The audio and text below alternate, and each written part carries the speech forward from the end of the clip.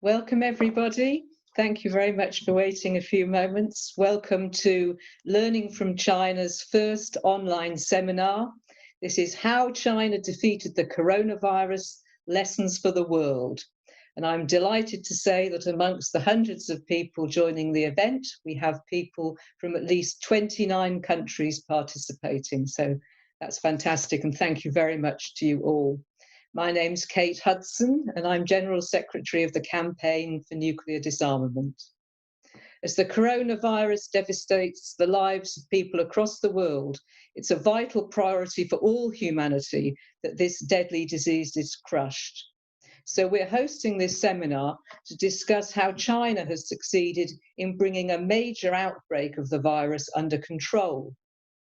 We'll look at the situation in the US, Britain, and countries in Europe, and see what those developed countries can learn from China's success.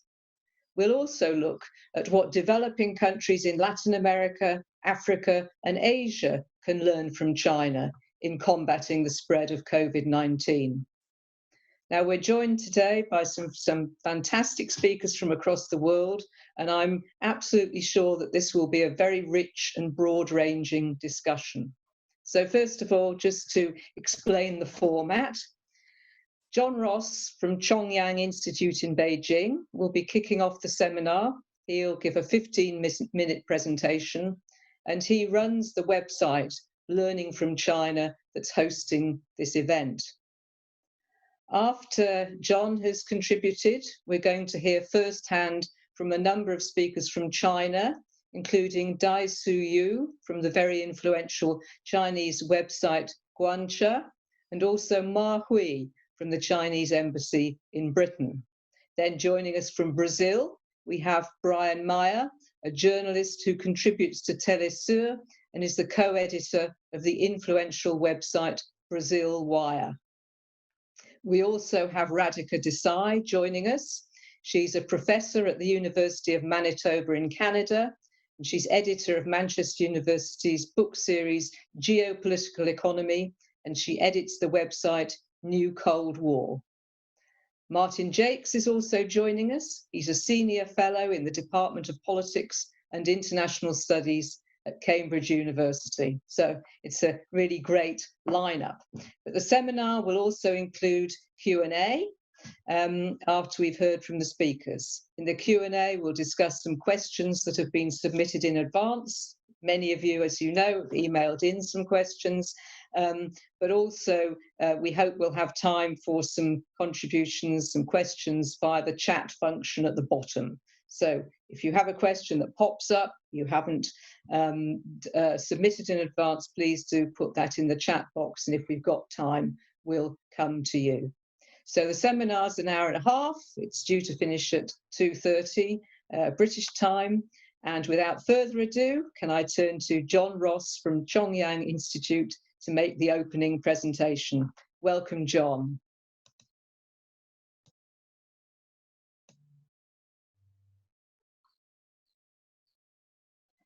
You're muted. Right. Okay. Go ahead.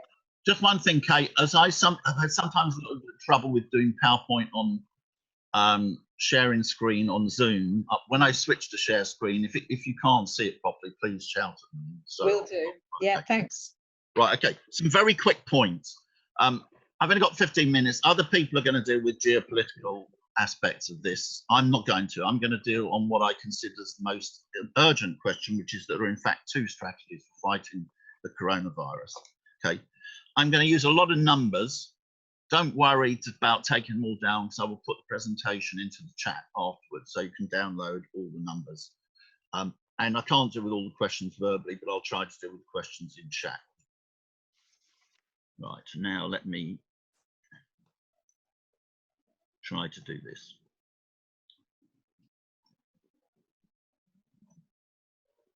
Okay, yeah, right. It's there. Okay, right, fine. Just very briefly, this is just my Learning from China website, and you can follow me on Twitter. Obviously, coronavirus is the most general peacetime crisis since World War II. there are going to be minimum hundreds of thousands of deaths, millions if not rapidly brought under control. It's going to produce the greatest economic downturn since the Great Depression. It's going to have profound changes in global ideology and politics. But I want to stress we are not foredoomed. That's the thing which I want to stress in this. The coronavirus shows that responses to it, that hundreds of thousands of millions of lives can be saved. It depends on the right policy choices being taken.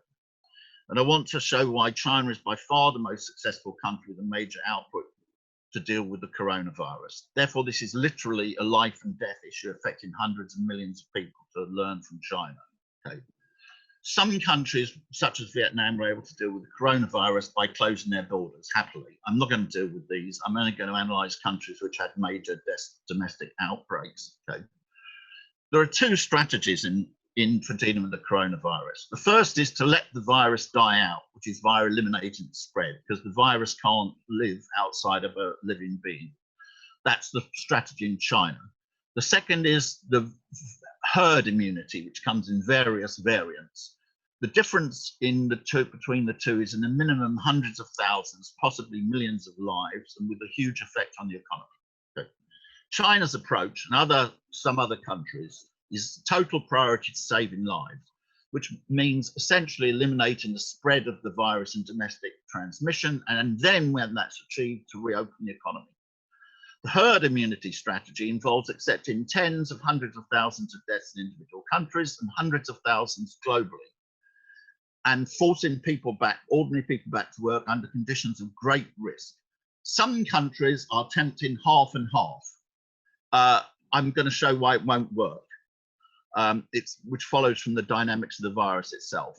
It's unnecessary to be a medical expert to understand this difference. It follows from the fundamental features of the coronavirus and strategies which are being followed.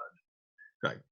China's strategy is to eliminate the virus. That means the goal of zero domestic transmissions. That means the maximum saving of lives, and when that is achieved, then the economy can be safely reopened. It's like, in a sense, the method of dealing with SARS, of course, only on a much larger scale. Just a technical point, as there was a revision which came out 2 days ago of the upward number of deaths in Wuhan, I want to make clear that all the numbers from China are adjusted to include that adjustment. It's unclear at the time of writing if the WHO data also includes an underreported deaths in New York, so it's possible the US figure may be slightly too low. Okay. Right. The decisive thing of China is it showed it's possible to control the coronavirus. This shows the dynamic of the number of cases in China between the lockdown in Wuhan, which was on the 23rd of January, and the peak of transmissions, which came in the report on the 5th of February. This means, and that was at 3,887. That means for 12 days, after 12 days, it was possible to stop the virus numbers rising. It then took a further 6 weeks for China to achieve the first day in which there were 0 new cases. That means that the coronavirus could basically be got under domestic control in 8 weeks with the correct policies. This also meant that the number of deaths was kept limited. I've taken a 7-day average because deaths move around a lot on a day-to-day basis. The peak death toll was 176, which was on the 19th of February. That means nothing like the thousands of cases a day that you have seen in the West. 176 was the maximum. And it's now been reduced down. In the last period, there is now an average of one death a day. That means that the virus is basically under control. There is still a risk to China, significant risk from imported cases. This is showing you at the present time up to the 16th of April, there are average 59 cases a day that are imported. This is still a risk, and China has to control it through quarantine. The number of domestic cases, however, has averaged over the last period only 6 per day. That means, again, the situation under control. If you have that, you can trace all the contacts and other people. Okay. China is now beginning to reopen its economy. But the decisive things in China is the number of cases is close to 0. This means it's totally different, for example, what's been done in Spain. In Spain, when they announced the opening up of the economy on 16th of April, there were 5,092 new cases and 523 new deaths on that day. If in conditions of a country with thousands of new cases and hundreds of deaths a day, lockdown is lifted, there is a very great danger of the resurgence of the coronavirus. Okay. There are speakers here from China who can speak in much greater detail, obviously, about how the lockdown was done in China, but for Western readers, there's an excellent article about it, which I've given a reference to here. Okay. Also, there are very good comments by some Western authors. There was an excellent comment by the editor of The Lancet referring to Britain, but appropriate to other countries. China. When the government realized that a new virus was circulating, Chinese officials didn't advise hand washing, a better cough etiquette and disposing of tissues. They quarantined entire cities and shut down the economy. And we know, of course, that China took a tremendous economic hit due to this. This shows, in my opinion, what was the decisive thing. This shows the decisive effects of the lockdown in Hubei province, which took place on the 23rd of January. What's showing is that basically you had an enormous outbreak in Hubei, that's the 55.7, and very, very small outbreaks in the other provinces in China. Basically, therefore, they locked the virus into Hubei by the lockdown. This, in contrast, shows the situation in the US. Because there was no lockdown, the virus was able to spread throughout the country, and once that had occurred, it becomes impossible to control. This, in my opinion, this lockdown in Hubei was the most decisive action that was taken in the whole situation in China. I just want to note that this absolute decisive action, which saved tens of thousands of lives, condemned by organisations such as Human Rights Watch. If their advice had been followed, there would be tens of thousands of people dead in China already. Okay. Essentially, the lockdown, therefore, must continue until the virus is essentially eliminated in China. Otherwise, what you have is merely a slow herd immunity. That is, the number of deaths will be very high, but merely spread out over time. China's dealing with the coronavirus has been, therefore, by far the most successful in the world, as I showed you. Basically, it took 8 weeks to get the situation under control by a total lockdown. In the West, the response is nothing like as successful as we see, and there are deliberate or unintended, I'm not going to try to speculate whether some are deliberate, some are unintended, attempts in the West to conceal this. I'm not going to deal here with stupid propaganda and unjustified claims. I'm merely going to look at serious attempts to deal with the situation and consider these. One is a very big mistake which has been made, for example, by the Financial Times, which is in some sense is putting out very serious material, but it refuses to deal with the situation in per capita terms. This, therefore, is totally misleading, because if you compare the number of deaths in Spain and the number of deaths in China or the United States, you'll get very misleading. I'm just going to show you how misleading it is by taking a case of China and South Korea. I've taken South Korea because South Korea is a relatively successful country, as we'll see, not as successful as China, but nevertheless better than other countries. This shows what happens if you look at the deaths, if you present them in the way that the Financial Times is doing, or no, sorry, in the way that you do it just in terms of absolute numbers. Mainland China, 4,632, South Korea, 229. It looks like South Korea is successful and China's not. If you use the method which the Financial Times is using, log scale, which is better because it shows you the growth rate, then you can see that the growth curve in South Korea is higher than the growth curve in mainland China. But the problem is that the population of China is 37 times bigger than the population of South Korea, or South Korea's is 137. If you look into per capita deaths, you can see the situation is the exact reverse. The number of deaths per million in China is 3.3, and in South Korea, 4.4. That actually means, in real terms, the impact of the virus is 33% worse in South Korea than in China. This is why it is absolutely vital to understand the impact of the virus, to do all the calculations in per capita terms.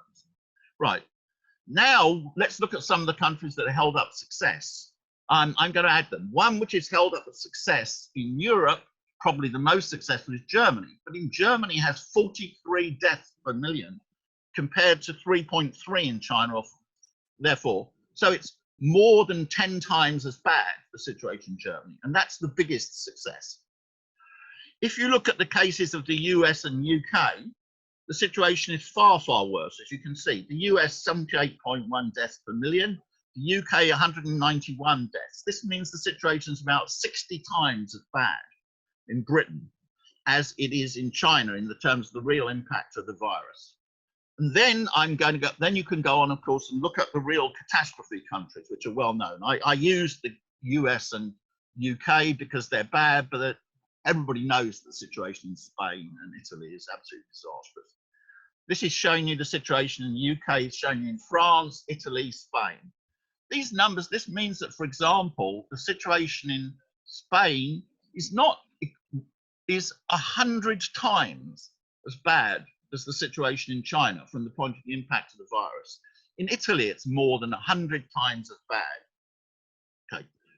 Here, what I've done is I've shown you two different ways of showing this. You can, to show the relative impact of the virus and the pandemic, you could either take it the cumulative deaths per million of the population, which I put in the right column, or for Chinese audience, particularly may understand relationship to China, if there was the same number of deaths per million in the US, for example, as in China, there would be 541,700 deaths compared to the 4,632 which actually happened. That means it's 100 times as bad.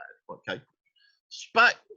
Spain, 558,000. All these indicates that the impact of the virus in the West is hugely bigger than the effect in China, and this is being concealed.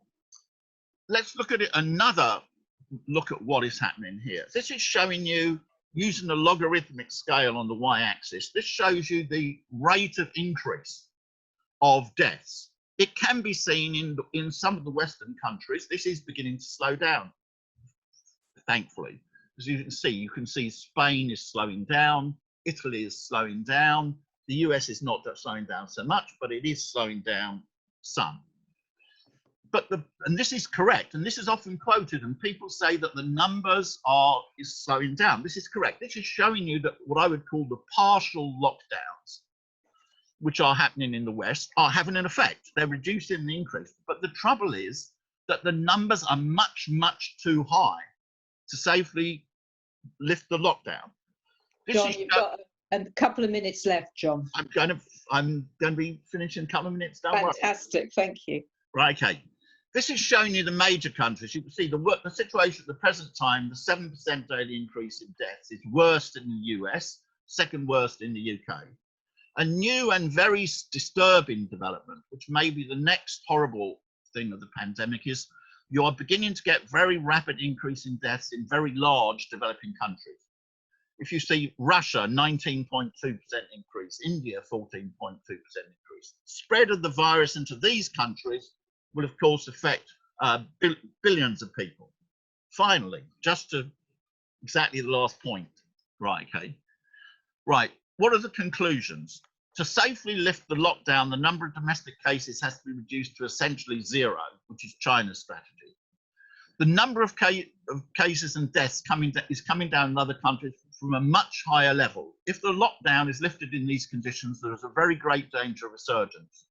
State aid has to be put in to enable people to sustain a prolonged lockdown. The severity in the West is greatly underestimated and understated, but is not expressed in per capita terms. Conclusion, it's vital for the world and humanity to follow the China strategy, not the one which is being pursued in the West. Ends. Perfect timing, John. Thank you very much indeed. That was fascinating. So before I move to our next speaker, can I invite the panelists, please, if you have time, check the group chat, questions coming up there, and if you can just answer some of those, because we're not going to have time to address all the questions that have been submitted. So please, if you have a chance, speakers, please look at those. So I'm very delighted to welcome our next speaker, Dai Suyue from the Guancha website. Welcome, and over to you. Thank you, Kate. Hi, everyone. I'm Suyue from Guancha.cn. Now I'm an editor, and now I'm living in Shanghai. Thank you very much for giving me this opportunity to say something about what is happening in China. To be honest, about 2 months ago, every Chinese had a very hard time. You know, it was also our Chinese New Year vacation, but because of the nationwide lockdown, all of us had to stay at home, and we shut down all the public places except supermarkets. It is not like the social distancing which is applying in many countries now. It is a much more serious one, trying to control the movement of the population into the lowest level. And in Wuhan, all the healthy residents need to stay at home, and all the mild cases and suspected cases have to go to the compartment hospitals to prevent them from infecting their family members. Take my hometown, a smaller city, as an example. It has, in total, 12 confirmed cases by now, but it still have a lockdown in February. I remember there were a lot of Western media. They blamed this kind of lockdown as a violation of freedom. However, the simple fact is, my hometown, the small city, I remember on the March the 8th, with the last patient recovered and leaving the hospital, the small city finally defeated the virus. And now everything has come back to the normal. You can see parks and shopping malls full of people everywhere. And the number finally stopped at 12. We have to admit that we may feel some kind of boring or anxious when suffering the strict quarantine. But I think life is much more, it is nothing more important than people's lives. And the situation in Shanghai, I have to say, it has been much more serious and much more complicated. You know, the nationwide lockdown has ended in China. That means all of us can go back to work, can go to restaurants, can go shopping, can take public transportation. However, there are still about 5 new imported cases every day in Shanghai. So we are not 100% safe. So I will show you a picture I took last Saturday. You see, it is inside a subway train going through the central downtown of Shanghai at 2 p.m. So empty, no chance at a normal time. So you can see that all the residents in Shanghai are still very cautious. Even though I can tell you the total death number by now in Shanghai is 7. So my next part is about what we do to control the spread of the virus with all the people going back to work and all the public places open. I think the answer is an efficient health tracing system based on grassroots workers, smartphones, and big data. To be more specific, we need 3 things in our daily life. First, of course, face masks. Second, electric thermometers. And third, the QR code, or we call it the health code. If you want to enter a public place, you must wear a face mask. Then your temperature will be tested, and you will have to write down your names, your address, your phone number, and your temperature. And then you need to show your QR code, which based on big data analysis. So I will show you my QR code.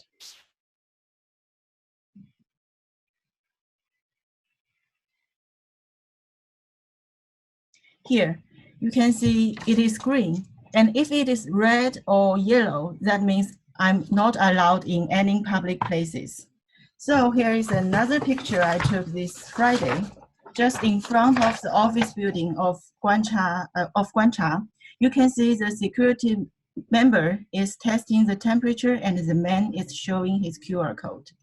So that is all I want to share you guys about what we protect ourselves and how we fight against the virus for the past 4 months. And also I want to share you guys a little more as an editor about 2 things that puzzled me a lot. The first thing is the misleading information those governments and media told their people. They said it is. Oh dear.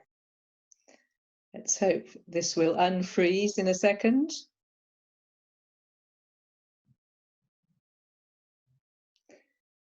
Shall we move on to the next speaker? Can I be advised by the technical person? Okay. I think we better move on to the next speaker. Okay, right. Well, big thanks to our previous speaker there. Shame to lose the end of your presentation, but it was really very, very interesting indeed. And thanks for the pictures as well. So our next speaker who's going to join us is Brian Mier from Brasil Wire. So Brian, over to you. Okay, hi, how's everyone doing? I'm speaking to you here from Sao Paulo, and I think, you could argue, I just saw James Williamson mention something about China being a police state. Last year, the police in Rio de Janeiro state killed 1,800 people, mostly unarmed, summer executions, a lot of gunshots to the back of the head. So the idea that one side of the world is police state and the other isn't, is maybe up to argument or analysis or whatever. I only have 5 minutes to speak, so I'm just going to be as quick and objective as possible. Pepe Escobar's written a lot about this, but basically what we have geopolitically going on in Brazil right now is it's become a kind of battlefield in the full spectrum war between the United States and China. We had a coup d'etat in 2016 in which the legitimate democratically elected President Dilma Rousseff was removed for ostensibly committing a budgetary infraction that was not an impeachable offense, that involved no embezzlement of funds or anything, that was legalized the day after she was removed from office. And since then, the rule of law has deteriorated in Brazil. And we had a situation in 2018 where former President Lula, who was leading all polls with double the support of his closest rival, was arrested and removed from the presidential race in a lawfare operation, which now The Intercept has revealed through leaked social media chat conversations between prosecutors and the judge who presided over the case, was based on completely fabricated charges. An hour before they went into the final day of judgment in the courtroom, the prosecutors were joking about how they knew they had no evidence against Lula. And we also know from these leaked conversations, also from public record, that the United States Department of Justice was involved the entire time. So the result of this is we have a Jair Bolsonaro, neo-fascist, operating like a puppet ruler from the United States. So that his reaction to the coronavirus crisis is copying 100% of what Donald Trump does and says. So as Donald Trump has addressed the American people talking about how coronavirus is nothing but a little flu, how we can't destroy the economy for the sake of people's lives and things like that, Bolsonaro, almost as if he were scripted, repeats the same comments to the Brazilian people. And like in the United States, where you have a kind of federation system where individual states have a lot of autonomy in how they can react on health issues, in Brazil, we have a lot of pushback from the governors against Bolsonaro. And even from people in his own government, like his health minister, who he just fired the day before yesterday, repeatedly contradicting what Bolsonaro says to the Brazilian public. Bolsonaro is repeatedly, almost every night now, coming on the air and saying that people should ignore the state government and the municipal government's quarantine orders. And this has weakened the response in different states, the attempts at self-isolation. Right now, nationwide, we have a rate of about 50% of the population that are respecting local isolation orders. And that includes 3 states now which don't have any kind of isolation or lockdown in place, which are run by governors who are ideologically aligned with Jair Bolsonaro.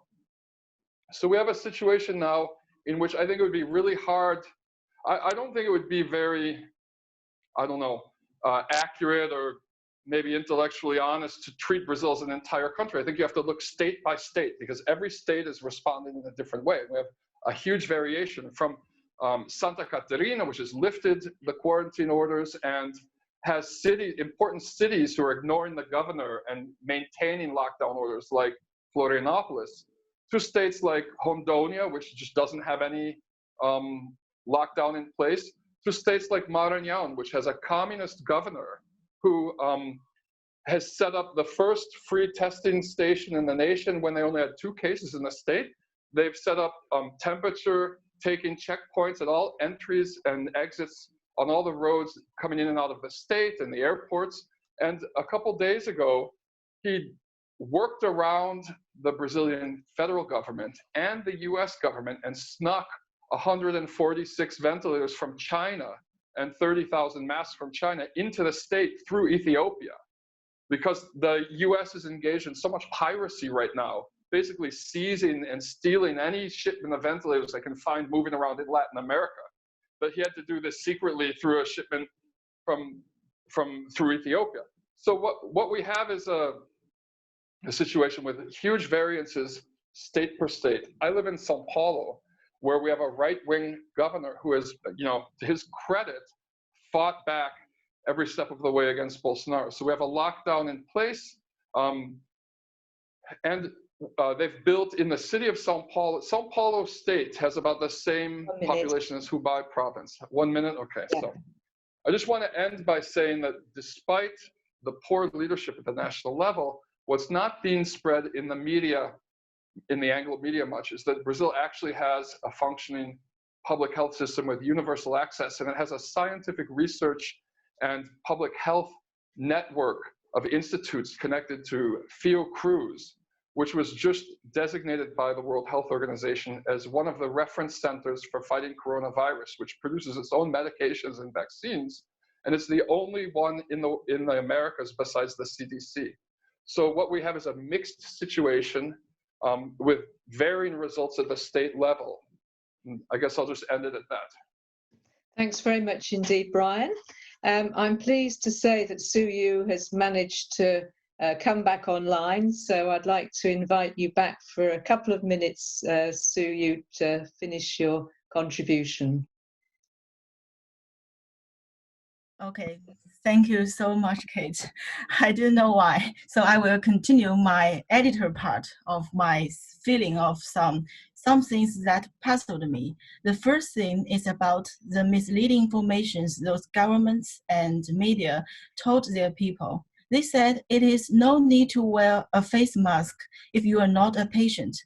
I don't believe that they didn't know the truth, and it is impossible for them to didn't know the necessity of wearing a mask until April and March, because that is what the Chinese government told everyone in public on January and February.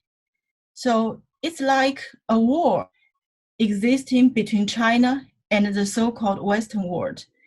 That means all the information, all the findings of the virus and all the experience cannot be heard by the people from the other side. And you see in recent days, the New York City start asking all the residents to wear a face mask when they are in a public place.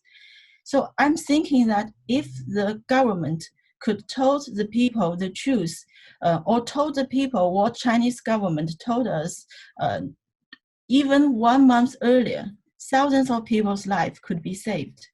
And the second thing is about when the pandemic started to out of control in many countries.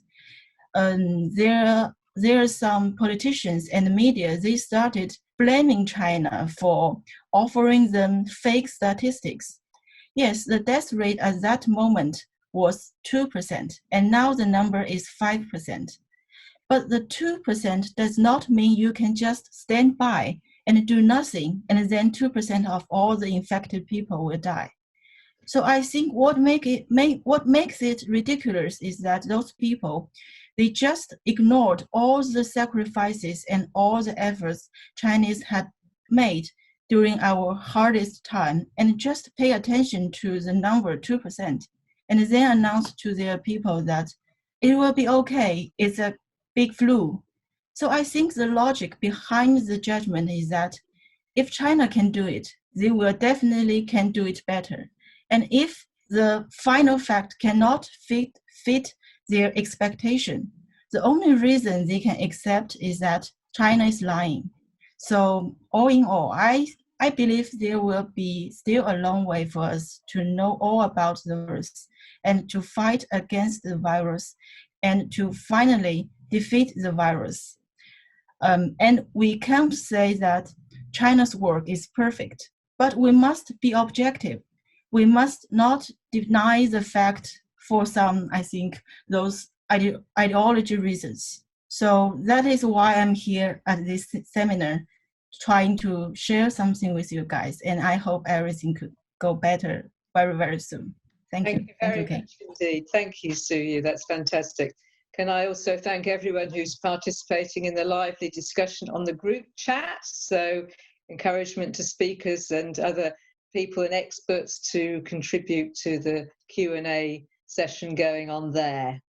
So turning to our next speaker now, I'm delighted to welcome Professor Radhika Desai from Canada. Welcome, Radhika.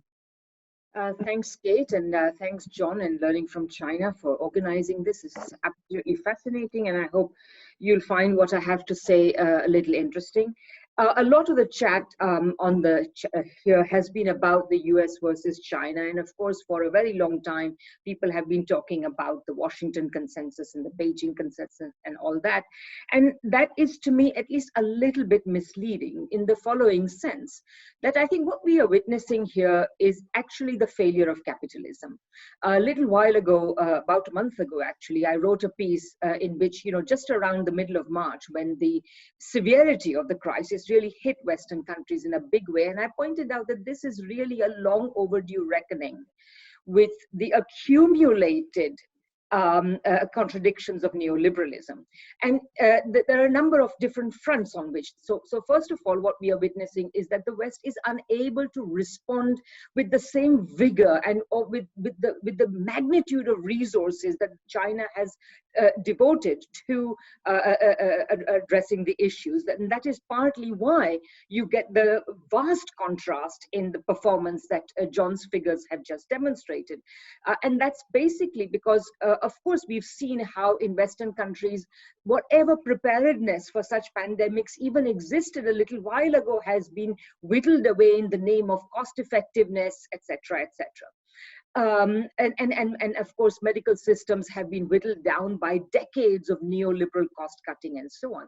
Secondly, the state itself does not have, because it operates under the strictures of essentially international finance, the state itself is unable to respond. It doesn't have the capacity to do what the Chinese did, build hospitals in 10 days out of nowhere and so on, and impose the sort of lockdowns that they were able to impose. Anyway, so the point is that state capacity is very low. And finally, I think there's another very, very important thing for everybody to bear in mind, and that is the political capacity of all Western countries is at a very low point. The political forces that command broad legitimacy are actually not there. That's why you got the likes of Trump and Boris Johnson being elected.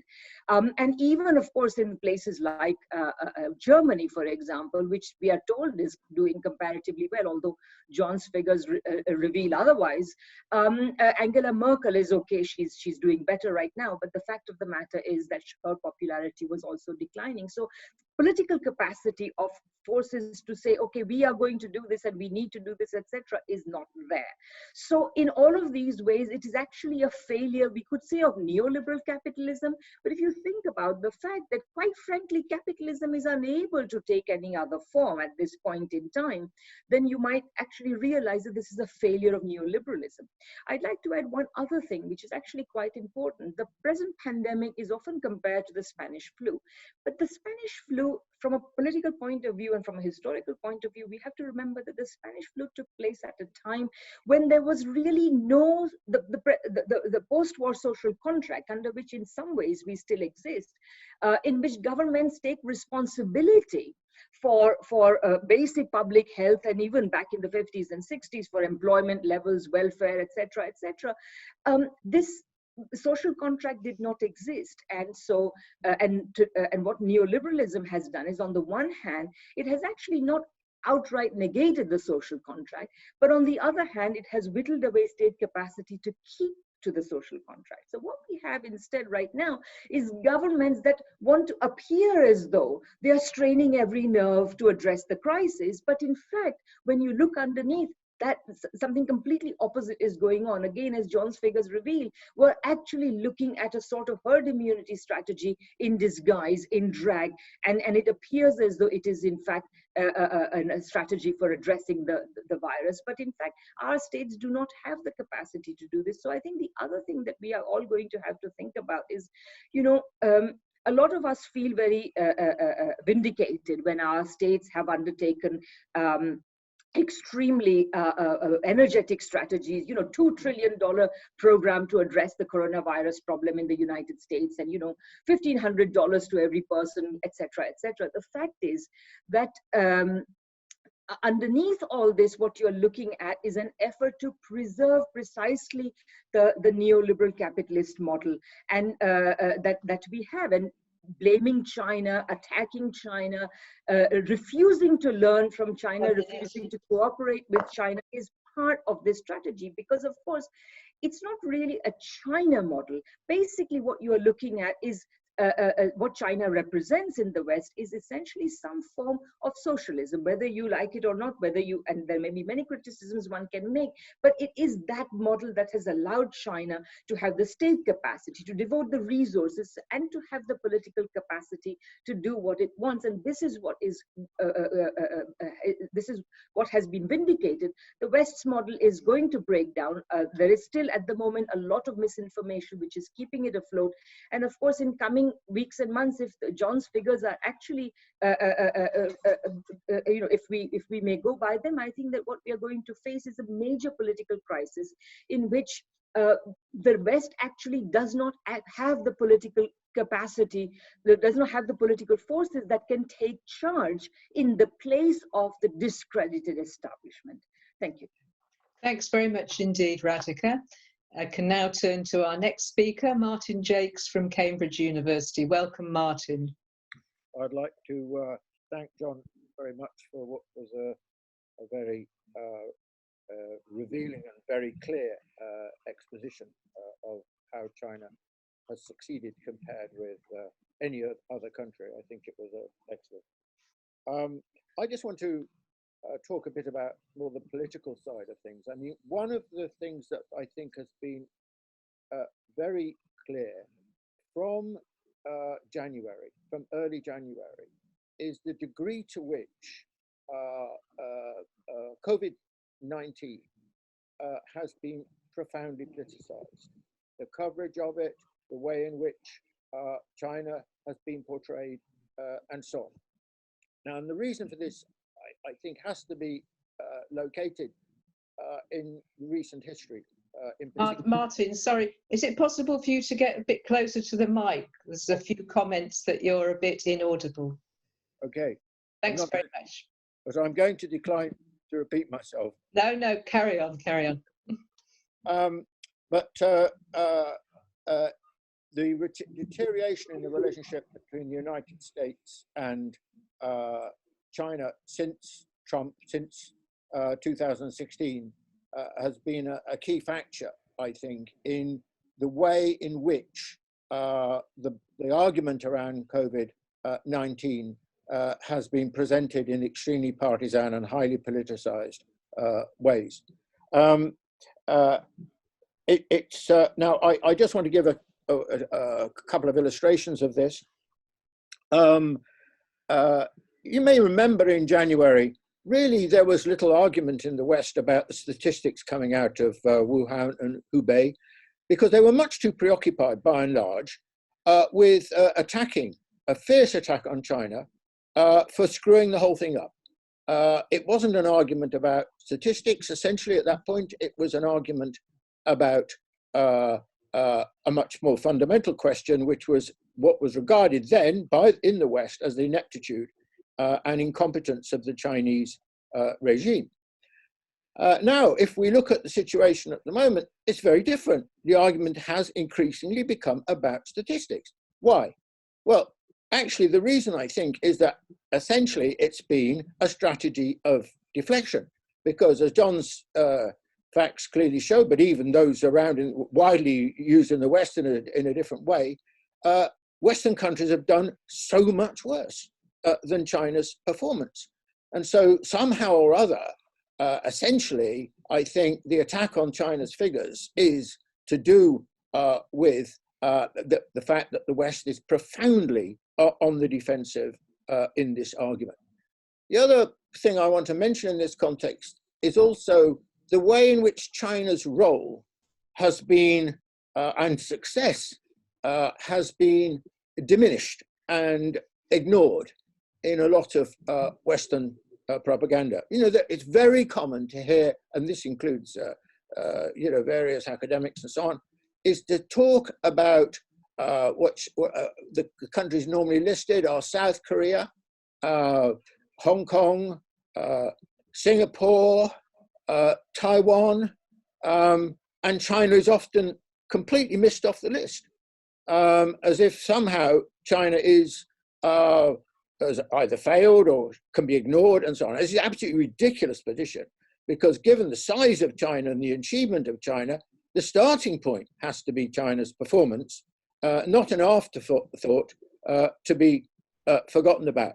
Now, one thing I do want to add as a rider to what I've been saying is this, that while the media and the many political leaders in the West have been very tarnished by the way they've treated China, I would exempt, by and large, the scientists. I mean, for example, in the UK, many scientists like Costello, like Horton at Lancet and so on, but they are only two of a much wider group of people in the scientific community who do not take this kind of line and have paid honourable, in my view, by and large, honourable respect to the way China has conducted things. Now, finally, I wanted to make some point at a geopolitical level. Now, of course, the implications of all this are going to be very, very profound in all sorts of ways, basically across the whole waterfront in terms of the global economy and geopolitics. But looking at the situation, standing somewhat at a distance from the situation, I think one of the really striking characteristics of this crisis compared with, for example, the financial crisis, is that at the heart of the question, from the very outset, from the first outbreak, is China. China has been the nodal, the pivotal element in this crisis. It happened, first of all, in China. It was first identified in China. The genome was first sequenced in China.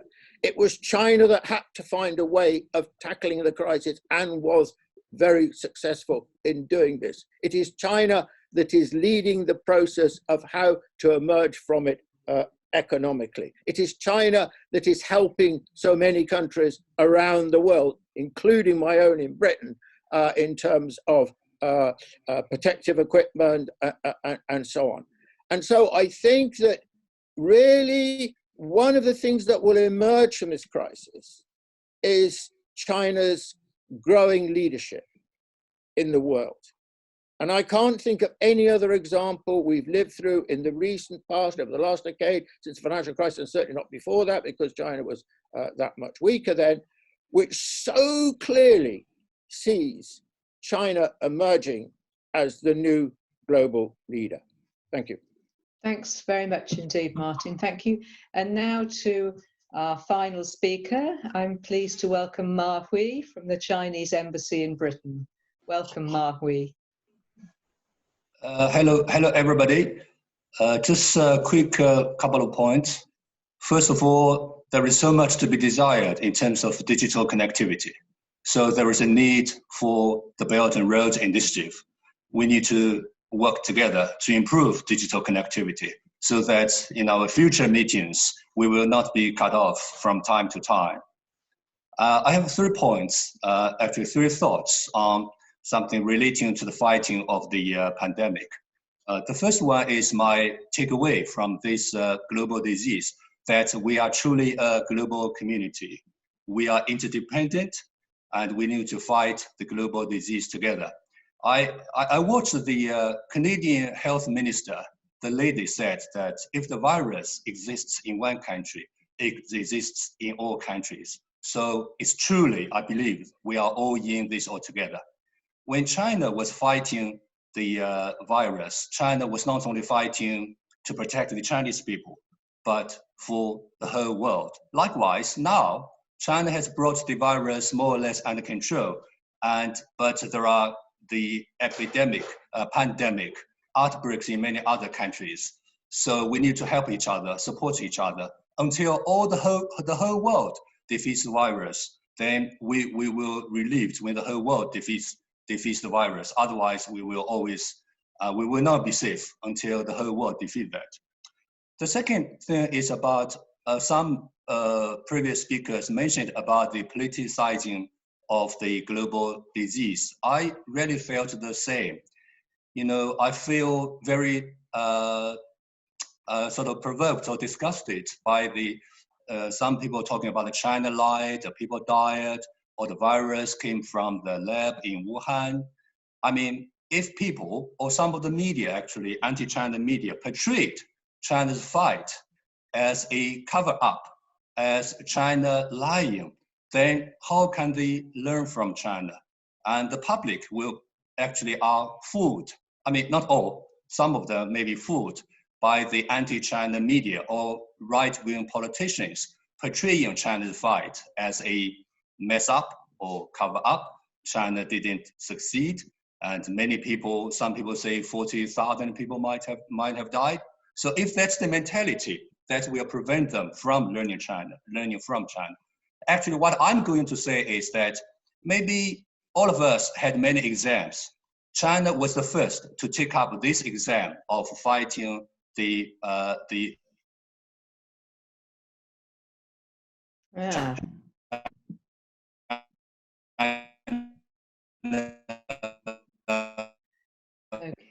Okay, let's just 100%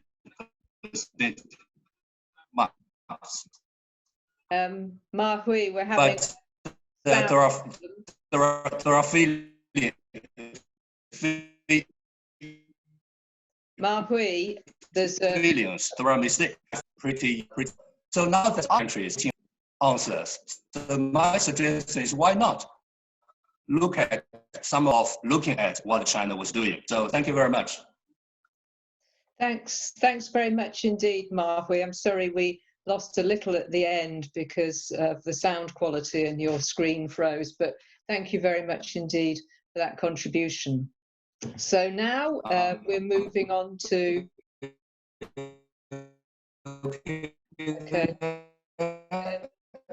technology. Can we sort that noise? Yeah, thank you very much. Right, so thanks very much to all our panelists. That was extremely interesting. Thanks to everyone who's keeping the debate going on the chat. So now we're moving on to the Q&A part of the seminar. I'm going to read out 2 or 3 questions to start off with. John, I'm going to come to you to respond. So obviously, the quicker you respond, the more questions we'll be able to take. So here's 3 to be going on with. John, this is from Sam Cheng in China. John, you compared Wuhan with Stalingrad in one of your interviews. Can you further explain this? And if you think this war can be won if there is only a victory in China? So that's 1 to get your teeth into. Second, Hunter Yuan from China. Why are there so many rumours outside China? If you think such rumours mislead so many countries to refuse the chance to do the right choice in the right time? And then third, Eileen Powers from Canada. What is the likelihood of another breakout in China? John, over to you. Okay, yeah, I'll try to be brief on all the things so we can have maximum questions. The reason I made the comparison about Stalingrad is because if you remember the graph, the map that I put up, it was the way in which in my opinion, the single most decisive thing that was done was to keep the virus within China, within Hubei, and prevent it spreading the country. If it had spread through the whole country, the situation would have been uncontrollable. And it brought to my mind one of the famous things in Stalingrad was that the defenders inside Stalingrad suffered immensely. The result of that was, of course, that the situation inside Hubei itself, and particularly inside Wuhan, was nightmarish. I mean, I was in contact with people, it was just ghastly. And it reminded me that in the Second World War, that the terrible price that was paid by the actual defenders within Stalingrad, who tied down the German army so that the Soviet army could prepare to encirclement in the Prussian and Nazi army. And it's the same type of immense price that was paid by the people in Wuhan.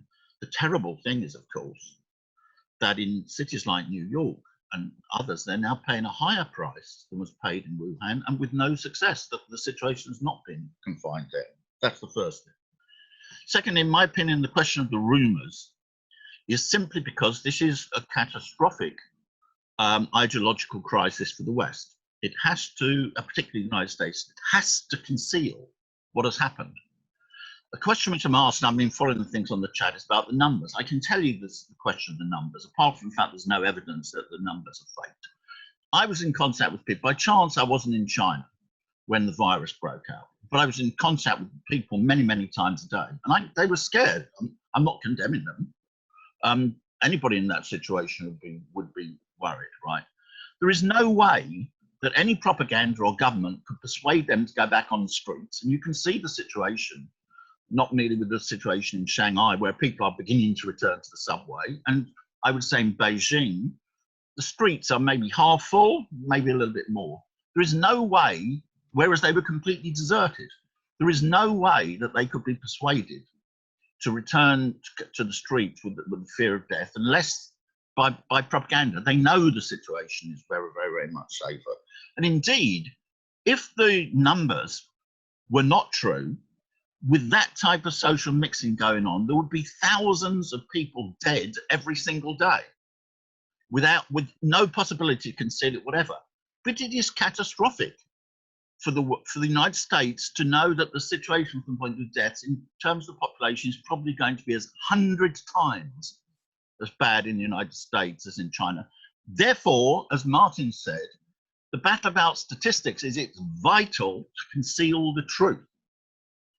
Therefore, this question of dealing with, this is why there's rumors, the slanders, it is very, very vital, therefore, to get out the questions on the truth. Sorry, I missed what was the final question? That was, what is the likelihood of another breakout? Breakout. Yeah. I don't think there'll be another breakout, provided things are done very, very controlled. The first thing I do when I wake up in the morning, actually even before I get out of bed, I go to my iPad and I look up the two things, then the report from the National Health Commission of China and the report from the World Health Organization. The number of cases is below 10 per day. That's domestically transmitted cases. I leave aside the international one because that's an imported case that under China's control. If the numbers are kept down to that level, then it can be controlled because you can trace everybody who's involved. If there's 10 people involved, you can trace who they're in contact with. If there are 5,000 cases, you can't, because there may have 500,000 people. So I think that the chances are very good that there will not be another domestic outbreak, but it's only because China is prepared to do very rigid lockdown measures if there's any sign of resurgence. And again, I saw one of the questions that was asked on the chat saying that, for example, Italy had done the same things as China. Well, actually, Italy has taken very much more rigorous lockdown measures than in Britain or the United States, but it's not on the China scale. It's not what Suyue said. Every time you go, you're checked, the temperature, etc.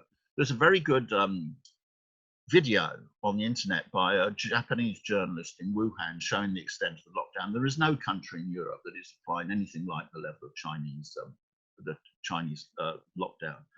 So because China is prepared to take those measures, then I think a second outbreak can be prevented, but it's got to be watched very carefully, and it's got to be the scale of measures that were taken previously.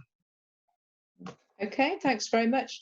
I've got quite a few coming in around prospects for the global economy, so I'm going to put together a couple of those, and then also if any of the other panelists would like to comment on that, because one of them is directed to all panelists. So I've got Alicia Giron from Mexico. How long will it take the global economy to recuperate after the post-COVID-19 crisis? And Yücel Candemir from Turkey, what do the panelists think about the aftermath of the crisis? Without going into detail, can it ever be possible with the present economic structuring of the global economy to survive on this planet of ours? So, John, do you want to kick off on those two, and then I'll see if any of the other panelists want to make a quick comment? Well, yeah, I don't want to dominate the thing, so I'll just say, my opinion, it's impossible to say how quickly it will recover without knowing what the health situation is. Because in economics, the short term is normally months, but in medical terms, the short term can be a day or even less. If the virus is not brought under control, particularly in the United States, very rapidly, then I think you will have no quick recovery at all, because the downturn will be so big. If the virus, and I don't really think that the actions of the United States can bring the virus under control rapidly, so I'm rather somewhat pessimistic. But it could be brought under control, in which case it can restart. China will start to restart because they've got the numbers down to zero. But there are other people on the panel who can also equally comment on this. So I'd like to hear their views. Okay, panelists, Radhika, yeah, fire away. I think that definitely I'd like to endorse, I think Martin Jacques pointed out that this is really all about China. And I think that at the end of all this, certainly China is going to be far ahead of nearly everyone else. And we used to talk about the BRICS, but with people like Modi and Bolsonaro in power, and even Putin unable to manage what's going on in Russia, it seems, from the latest figures, we are going to look at these other countries falling much further behind. As far as the depression is concerned, I'd like to remind everybody that this is the steepest fall in economic activity in modern times. The Great Depression did not have such a steep fall. And as John has just underlined, recovery is far from certain. I mean, if there is not a proper prevention of, if people are not convinced that the virus is under control, even if people are asked to go back to work, will they go back to work? How many people will actually go out and, if they have any other option, they will probably take that. So I think bringing the capitalist economy back to work will be another, and will be another huge problem. And here's another thing. In a planned economy, you can plan to bring the economy back to work. You can plan to shut it down. You can plan to bring it back to work. But in a capitalist economy, you have no such certainty. If existing market-regulated links are broken, you do not have the planning capacity to recreate them. If they are broken, how are you going to bring them back to work? This is going to be a huge problem. Thanks, Radhika. Next, Martin, you wanted to comment on this? Yeah, I am with John, but probably a bit more pessimistic actually about the economic prospects. I mean, start with the United States. The United States is already, moving out of lockdown in a situation, in some states anyway, in a situation where it's nowhere near ready in terms of its death rate. And I think that, and then of course, Trump will be under pressure because he wants to get elected again in November to take that further. There's already a certain mobilization taking place over the last 24 hours. We can see that in terms of the right demanding, liberty and freedom and all that kind of thing. So I think that America could be a real mess, actually, for a long time to come. Now, bear in mind, historically here, that after the financial crisis, the Western economies, especially Europe, to a less extent the United States, took a long time to recover. In fact, in a real sense, Europe never recovered in many ways, from the financial crisis. And this is the impact of this, the effect of this is far greater. The other thing that one might say also is that the global polity is much more divided now. I mean, at the time of the financial crisis, you know, there was the famous call from Bush to Hu Jintao, you know, can we cooperate? Can you help us? It's difficult to imagine that happening at the moment.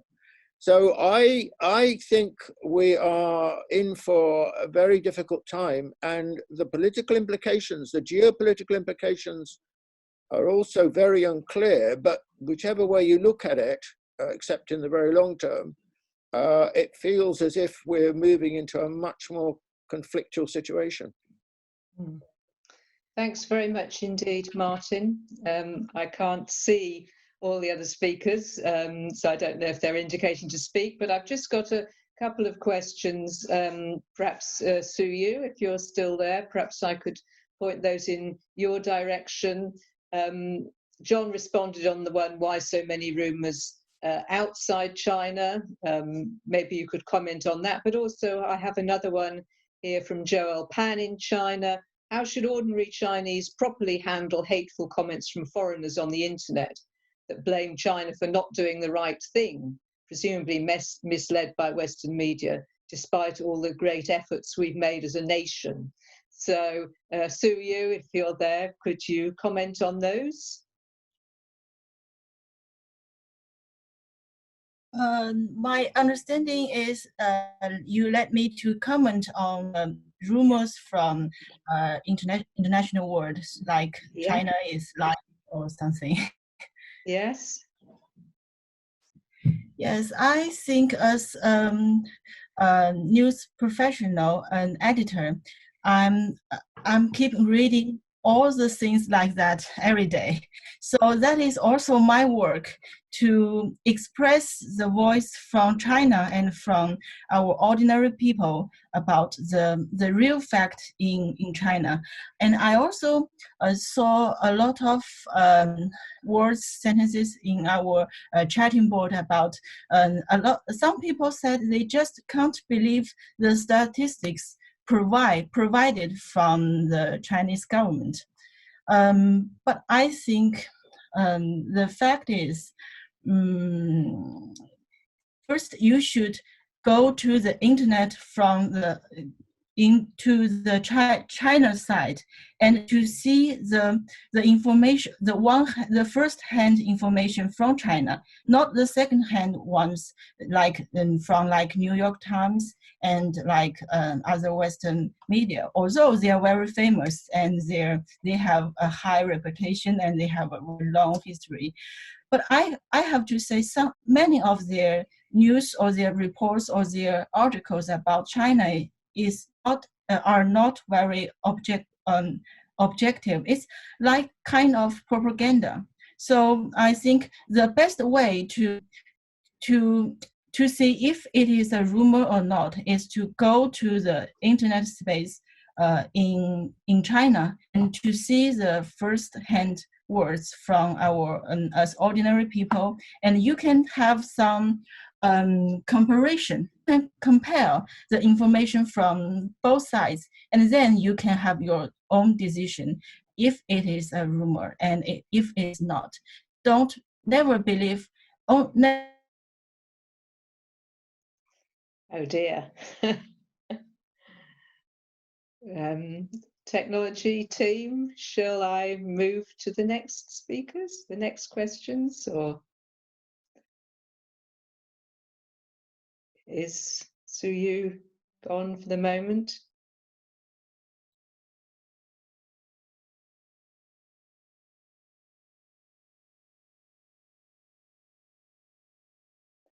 Yeah, okay, so that's a shame, but it's good to hear what she had to say. So I'm going into a next round of questions. There's a range of questions about the global situation, what's the future, not just for the global economy, but for global relations. So I'm going to highlight one here from Lingfeng Yi in China. Will the future world have a bipolar pattern? And then also a number around the role of social media and so on. So I'm going to select one from India, Harsh Godwani from India, the role of social media during a pandemic, and how could the global community deal better with a future outbreak in the social media sphere. So that's looking at the global bipolar situation and then the role of social media in the global community. John, do you want to kick off and then we can hear from other panelists? Yes, I expect a most tremendous reactionary international offensive by the United States, because I think that this is a disastrous ideological crisis for them. It depends very much what will be the outcome of the situation in the United States. I have quite a lot of contact in the US, and I know therefore that there is a fierce fight going on. While Trump is behaving completely irresponsibly, or even in a criminal fashion, there are others, cities that are doing, and states which are doing progressive things.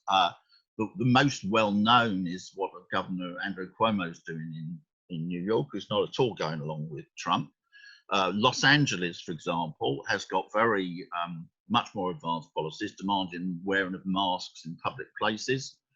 Saying that they don't believe that mass sporting events, for example, will restart before 2021, and they're trying to increase the lockdown. So the United States is an enormous country, and a big struggle is going on there. You can see this contradictory in certain weather vanes. For example, one of the people I follow regularly is Ian Bremmer, who's the chair of or head of the Eurasia Foundation, which is the most important US risk analysis think tank.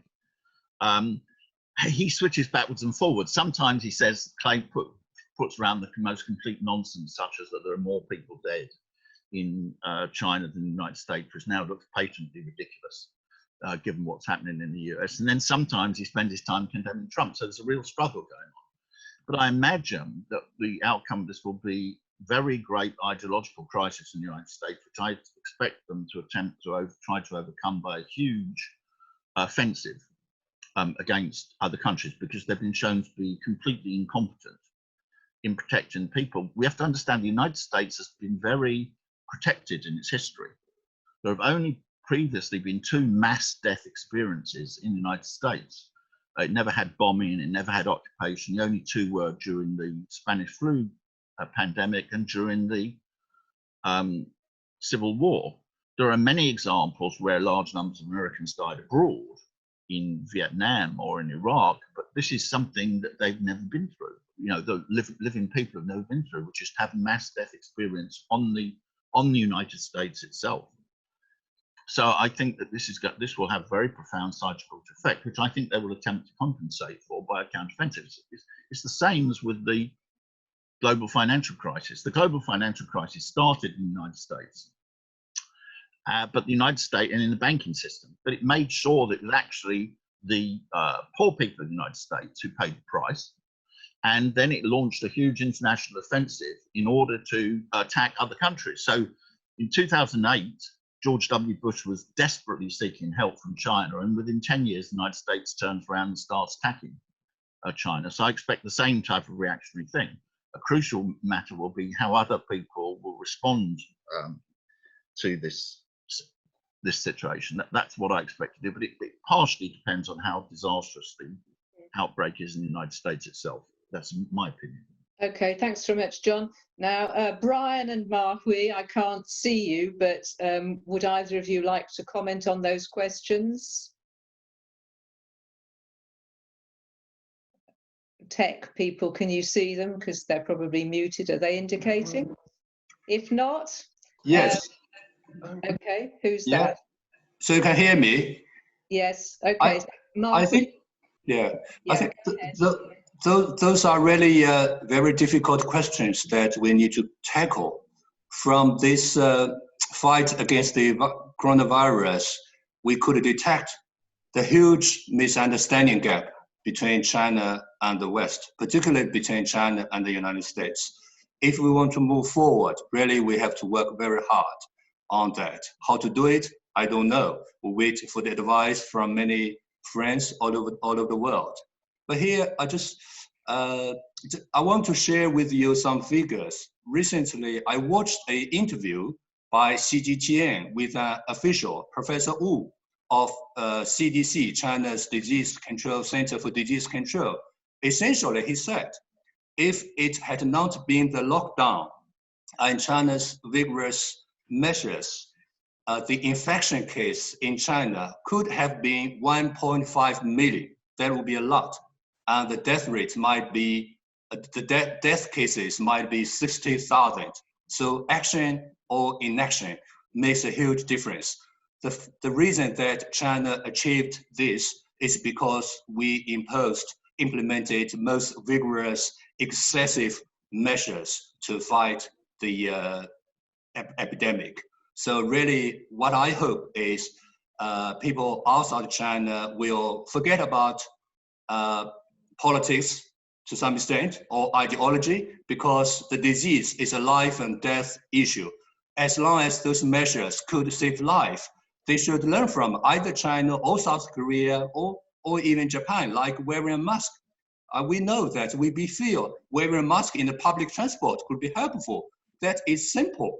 So I'm a little bit surprised when that UK is still discussing this. I shouldn't say that as a diplomat, but as a personal capacity, I think that wearing a mask in public places does help. That's my feeling. So we need to look at in detail some of the measures that China have adopted, and many of them are really helpful in controlling the disease and bringing down the death number. Thank you.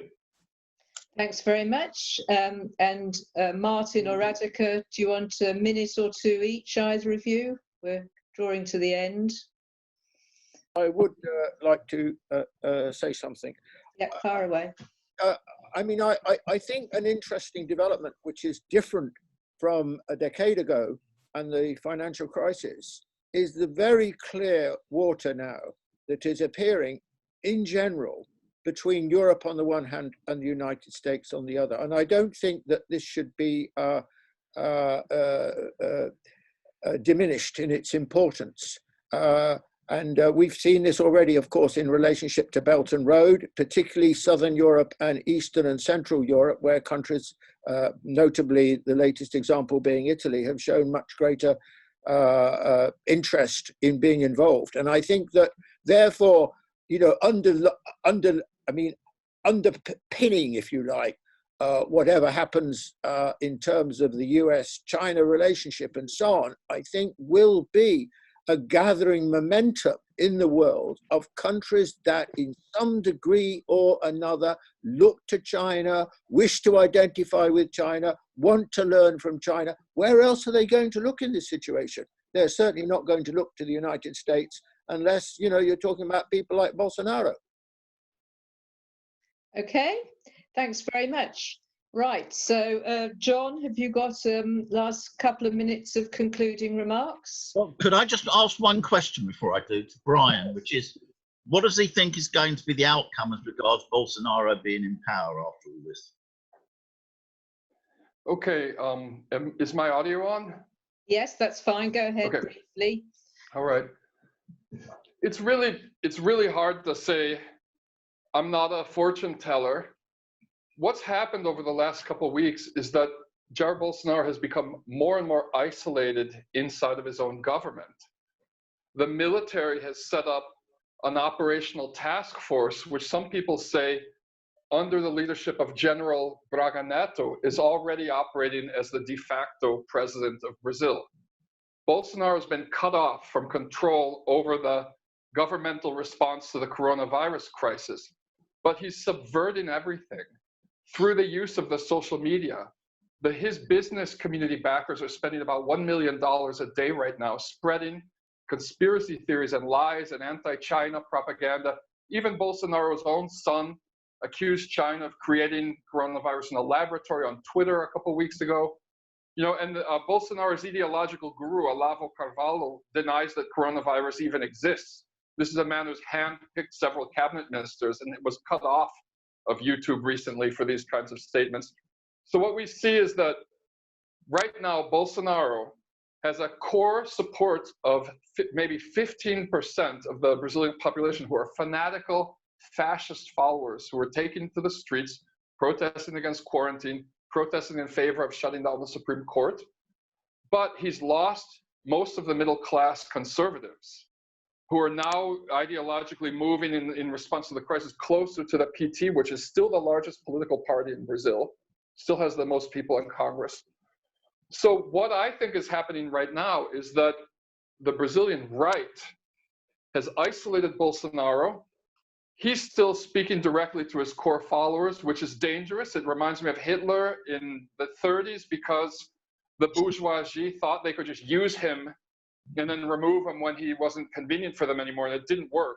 But what it looks like now is that nobody wants to get rid of Bolsonaro because they know the economy and society is crashing and burning right now, and it would be a public relations disaster to be associated with this government right now in the upcoming crisis. They're leaving him in power as a figurehead. I think that when this is all over, he's definitely not going to be reelected if there's an election in 2022.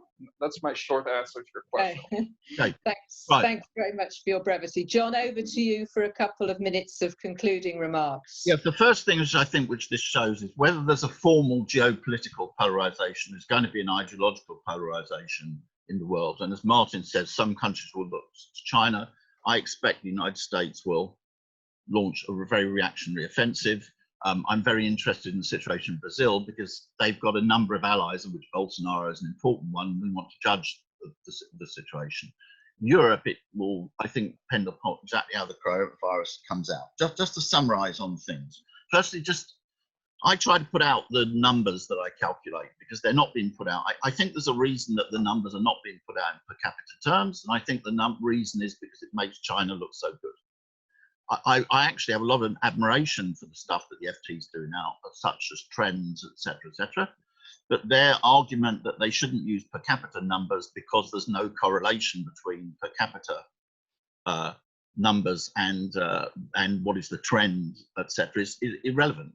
You can only judge how serious the impact is once you know that what the per capita trend is. And I think they don't want to do it because I think it would make China look so much better than anybody else. They don't want to deal with it. It is very important to get out the facts. This is very important, I think, from Suyue, if she's able to rejoin us. I saw she was on chat, so I assume she's rejoined us. To get out not merely the sort of official statistics from China, but the ordinary Chinese people communicating it. People may not know, but actually Twitter, for example, carries out censorship of people in China who try to get out the truth about it. I mean, ordinary people. There was a rather moving episode around events in which about several hundred young people in China put it as they went to get over the wall and put out material on Twitter, and they were all promptly suppressed by Twitter. That's why I thought it was very important to have people participating in seminars like this. It's important to get out the reality. I think the stuff that she puts out about, what is the reality with the cards and the check-in and the thermometers and the situation in the tube is so important for showing what is the reality of the situation and how different the so-called lockdown is I mean, London is not a lockdown. By Chinese standards, it's not a lockdown at all. And the death situation is going to continue to be very crucial on that. I try to put out the numbers. The best place to get them is on Twitter because I update them on Twitter, and I'm only able to update my website periodically with articles, but I put up the Twitter stuff there.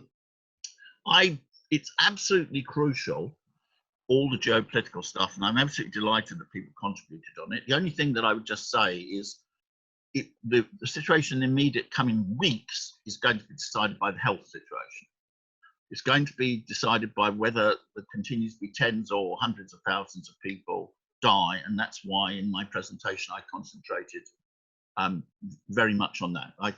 But that will then have all the geopolitical consequences. Can I just say I'm so pleased. The number of people, particularly the number of countries. We had 29 countries yesterday participating. It's far beyond what my expectations were, and I thank very much for people participating and think if it's suitable to have a follow-up or something. And thank you very much for all the contributions. Not merely the people who spoke, but there was a most lively chat taking place from which I learned lots of things. Yeah, thanks very much indeed, John. And thanks to our panelists and to everyone who participated. Do follow the Learning from China website, and there's also a link which is on the chat there now, telling you how to keep in touch if you want to sign up for updates and so on. You can sign up on the form there. And of course, do follow John Ross. He's active on Twitter and Facebook as well for regular analysis and data along the lines of the presentation today. So can I add my voice to those people saying, yes, let's have another seminar, another discussion like this in the very near future. So thanks very much to you all for joining us today. Thank you.